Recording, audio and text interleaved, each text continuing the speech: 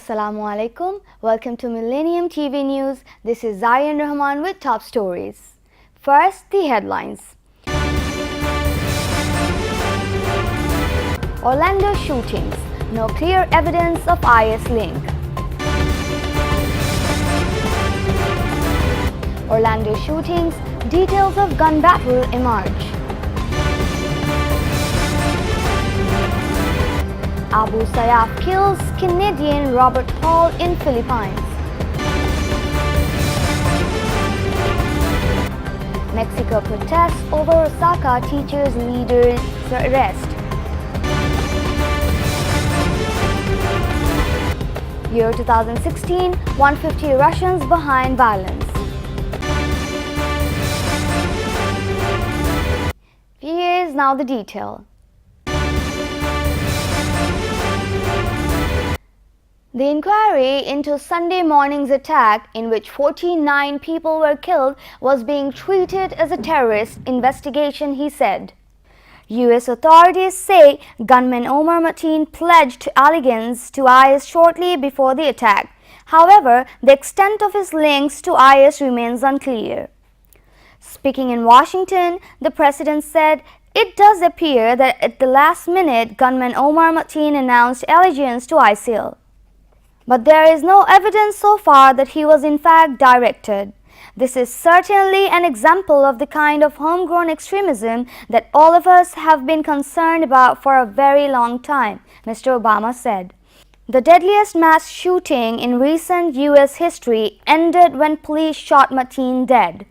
The attack also left 53 people injured. Orlando Regional Medical Center said on Monday that a number of the victims being treated there remained critically ill, and 5 patients were in a grave condition.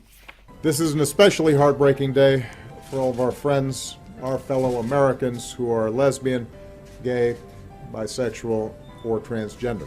The place where they were attacked is more than a nightclub. It is a place of solidarity and empowerment where people have come together to raise awareness, to speak their minds, and to advocate for their civil rights.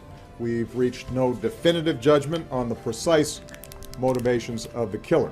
The FBI is appropriately investigating this as an act of terrorism, and I've directed that we must spare no effort to determine what, if any, inspiration or association this killer may have had with terrorist groups. What is clear is that he was a person filled with hatred. Gunman Omar Mateen opened fire in the early hours of Sunday morning in the deadliest mass shooting in recent U.S. history, which left 53 people injured. Police Chief John Mina said an off-duty officer working at the club had engaged Mateen in a gun battle. Shortly after, more police officers arrived while the suspect was shooting. They engaged Mateen in a gun battle, forcing him to retreat to the bathroom, Mr. Mina said, where he held hostages. At that time, dozens and dozens of people were able to be rescued from the Pulse nightclub, the police chief said. Mateen was on the phone with police from the bathroom, Mr. Mina said, and made a pledge of allegiance to a so-called Islamic State while speaking to them. Orlando Mayor Buddy Dyer praised the heroic acts of the city's police department, law enforcement agencies, and citizens. Mateen, a U.S. citizen of Afghan descent who was born in New York and lived in Florida, was not on a terrorism watch list. However, the FBI interviewed him twice in 2013 to 2014 after he made inflammatory remarks to a colleague before closing its investigation. Mateen had legally purchased several guns in the days before the attack. Siddiqui Mateen, the father of the gunman, said he did not know that his son had a grudge in his heart and did not understand why his son had carried out the shooting. Robert Hall was kidnapped in September along with 3 other hostages from Canada, the Philippines, and Norway. Mr. Hall was killed on Monday after a deadline for a ransom expired. Canadian Prime Minister Justin Trudeau said he believed it was likely that Mr. Hall had been killed by his captors. "It is with deep sadness that I have reason to believe that a Canadian citizen, Robert Hall, held hostage in the Philippines since September 21, 2015, has been killed by his captors," Mr. Trudeau said in a statement. Image copyright handout images. Image caption: Mr. Hall was from Calgary in Canada. Abu Sayyaf had previously demanded a multi-million-dollar ransom. The Philippine and Canadian governments are opposed to paying ransoms for hostages. Instead, the Philippines have launched military operations against the militant group. Ruben Nunez has led a decade-long fight for a better pay and working conditions.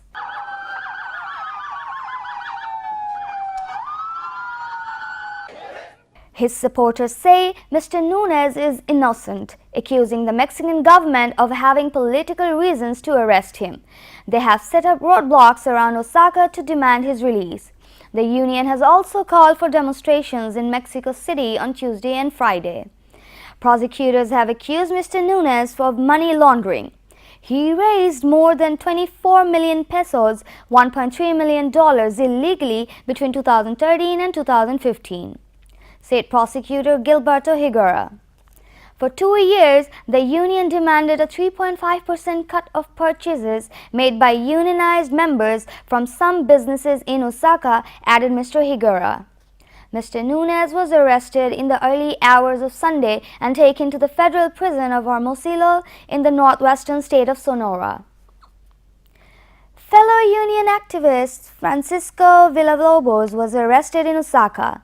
Mr. Nunez is the leader in Osaka of the National Coordination of Education Workers, founded in 1979 as a dissident of the mainstream SNTE.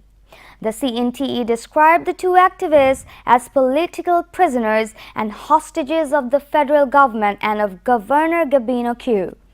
The union opposes education reforms introduced in 2013 by President Enrique Pena Nieto, which included new measures to evaluate teachers. Ethiopia has not commented on the reported fighting in the Torona area about halfway along the frontier. Residents on the Ethiopian side of the border reported hearing gunfire and seeing a large movement of troops and artillery towards the border. A peace deal in 2000 ended the country's 2-year war, but it has not been fully implemented. Ever since, the countries have been in a state of neither war nor peace. Eritrea says the tense relations with Ethiopia are why it has national conscription, which can last for decades. It's not clear why the fighting has erupted now, as neither country has issued any reasons. But in recent months, both sides have upped the rhetoric, with the latest verbal salvo coming from Eritrea's President Isaias Afwerki during celebrations to mark 25 years of the country's independence. He accused Ethiopia of being hostile to Eritrea's sovereignty. Earlier this year, Ethiopia's Prime Minister Hailemariam Desalegn said his country was ready to take proportionate military action against Eritrea for what he described as continuous acts of provocation and destabilization of Ethiopia. Qatar convicts Dutch women held after being raped. Uttar Punjab, India court overrules censor cuts to film. US Embassy arranges FB chat on voter registration. 34 militants among 3,245 held on third-day crackdown. England vs Sri Lanka, hosts win series 2-0 as rain wins final day at Lord's. Let's move on to the next news. The 22-year-old was handed a suspended sentence and fined $824. She will also be deported. Her lawyer said her drink had been spiked at a Doha hotel in March and she had woken up in a stranger's flat where she realized she had been raped. Her alleged attacker, who said the sex was consensual, was sentenced to 100 lashes for having sex outside marriage. He will be given a further 40 lashes for consuming alcohol. The woman has been detained since making the allegation 3 months ago, but her case only came to light over the weekend when her family decided to go public. He was reportedly seized in an early morning raid on his home in the village of Bani Jamra, near the capital Manama. It was not immediately clear why the 51-year-old was being detained. State media have not yet reported the arrest. Mr. Rajab, who founded the Bahrain Center for Human Rights, has served several prison sentences during helping lead a pro-democracy uprising in 2011. He was released from jail last July after being pardoned by King Hamad bin Isa Al Khalifa for health reasons. 2 months after an appeal court upheld a 6-month sentence for offending national institutions in comments on social media. On the day of his release, Mr. Rajab was issued a new travel ban based on 2 outstanding charges which prosecutors have not dropped. He is accused of insulting a statutory body in comments about the alleged torture of detainees at Job prison and disseminating false rumors in times of war, based on criticism of airstrikes in Yemen by a Saudi-led coalition including Bahrain.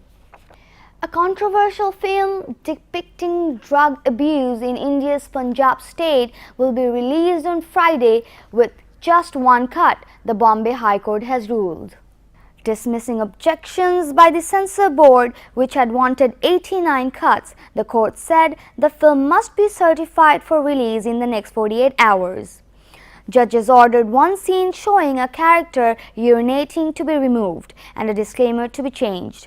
The producers of the film described the ruling as a victory for democracy. They had gone to court saying the demands by the Central Board of Film Certification set a dangerous precedent. The film board had said they thought the movie portrayed Punjab in a bad light. The proposed cuts included removing every mention of the word Punjab from the film, deleting swear words, and also a number of other words such as parliament, legislators, and elections. The censors had also said that the film questioned the sovereignty of India, but the court rejected the argument. We have read the script in its entirety to see if the film encourages drugs. We do not find that the film questions the sovereignty or integrity of India by mentioning the names of cities or referring to a state or by a signpost, the judge said. The court observed that the board's job was to certify and not censor. The U.S. Embassy in Dhaka is set to host its second Road to the White House Facebook chat on June 14 about the imminent U.S. general elections and voter registration. Public Affairs section of the embassy issued a press release on Monday regarding the program, starting on May 10th and running through the presidential inauguration in January 2017. The embassy is hosting a U.S. expert each month who will conduct a 1-hour Facebook chat on a specific election-related topic. The release asked people from all quarters to join the June 14 election chat on voter registration at 8 p.m. June 14 chat will feature Adrian Liver, the Director of Partnerships for Change Politics at change.org, which is the world's largest and fastest growing platform for civic action with over 100 million users globally. The release requested the participants to include their questions in the comments section of the Road to the White House post that will be added to the embassy's Facebook page on June 30th. The release also asked to check Embassy's Facebook page www.facebook.com/bangladesh.usembassy for further information and updates. Law enforcing agency personnel arrested a total of 3,245 alleged criminals, including 34 members of banned extremist parties, on the 3rd day of ongoing countryside crackdown. Of the arrestees, names of 2,578 are on warrant list of courts, 160 are accused in drugs cases, 19 in arms cases, and 454 are accused in other cases. Police Headquarters Public Relations Officer Kamrul Ahsan confirmed the matter on Monday. Earlier on the second day, police arrested 2,132 accused, including 48 extremists. Besides, law enforcers arrested 3,155 accused on the first day of the crackdown. Here's now the business news.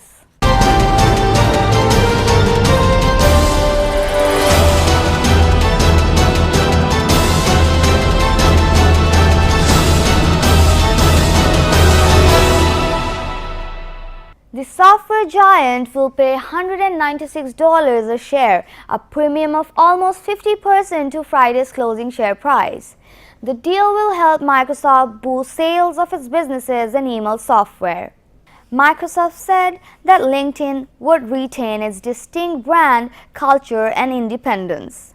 Head of research at CCS Insight said the deal would give Microsoft access to the world's biggest professional social network with more than 430 million members worldwide. That's a valuable asset that can be deeply integrated with a number of Microsoft assets such as Office 365, Exchange, and Outlook. That said, Microsoft has stated that the company will continue to operate as an independent business, so we'll have to see how deeply the integration occurs, Mr. Wood said. Microsoft's chief executive, Satya Nadella, said he had long admired LinkedIn. I have been thinking about this for a long time. He added that the deal is key to our bold ambition to reinvent productivity and business processes. Think about it, how people find jobs, build skills, sell, market, and get work done, and ultimately find success requires a connected professional world. It's about riding the next wave of technology. It's about AI, it's about social, mobile, and cloud, and bringing those things together. And most importantly, it is at the core of Microsoft. I mean, when you think Microsoft, you think about professionals, knowledge work, and productivity. And there is no better way to realize that mission other than connecting the world's professionals and making them more successful and productive. And let's not forget successful acquisitions like Minecraft that have been amazing. That is correct. We have a history of PowerPoint to Minecraft that have been tremendous successes, and LinkedIn, we think, will build on that. It's an independent operating entity, much in the same way you saw Instagram, WhatsApp, and YouTube remain independent following their acquisitions. All three of those companies have gone on to have extraordinary impact on a global basis post the acquisition, and we think the same thing can happen here. Yeah, and whenever I think about acquisitions, I always think about, is this market expanding for Microsoft? Is this riding the next wave of technology? And is it at the core of Microsoft? And when you look at those three dimensions, LinkedIn checks all those boxes. And that's sort of really what gives me confidence with this structure that we can add a lot of shareholder value long term, and most importantly, customer value. The volatility index, a measure of investors' uncertainty, has hit levels last seen in the 2008 financial crisis. Investors are spooked by data showing the chances of a Remain vote have fallen, although markets have also been rattled by global economic worries. But the Leave campaign argues that the pound has simply just retreated to levels last seen in March. Investors are choosing to put their money instead into the dollar and the yen, with the pound falling to a 3-year low against the Japanese currency, considered a heaven in times of 342 uncertainty. On Monday, sterling hit an 8-week low against the dollar and by mid-afternoon was down to 0.64% at $1.4165. With 10 days to go before the referendum vote, two polls of the weekend put Leave campaign ahead, while Betting from Betfair said the implied probability of a vote to Remain has now fallen to 68.5% from almost 80% a week earlier. We expect incoming polls to move the pound more aggressively than before, said Charalambos Pistorius, senior analyst at Iron FX Global. If new polls continue to show a tight race between the two campaigns as we approach the voting day, the outcome is likely to become even more uncertain and hence volatility in sterling is likely to heighten further. Here's now the sports news.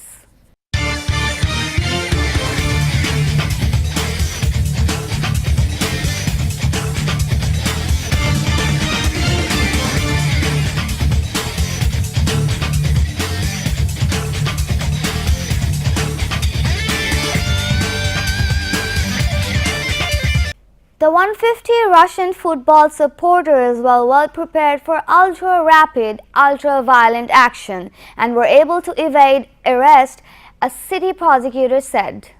2 England fans have been jailed for throwing bottles at police. 4 more face immediate trial. 2 Russians have been arrested, both for a pitch invasion. About 35 people have been injured, 4 seriously, and a total of 20 people have been arrested after 3 days of disorder in the French city. In addition to the 6 Britons, another 4, 3 French and an Austrian are due to appear in court imminently. England were denied the chance to press for a series whitewash over Sri Lanka as rain ruined the final day of the 3rd Test at Lord's. This is what cricket is all about. Only 12.2 overs were possible in 2 spells, during which Sri Lanka progressed from 32-0 to 78-1 in pursuit of a national 362 to win.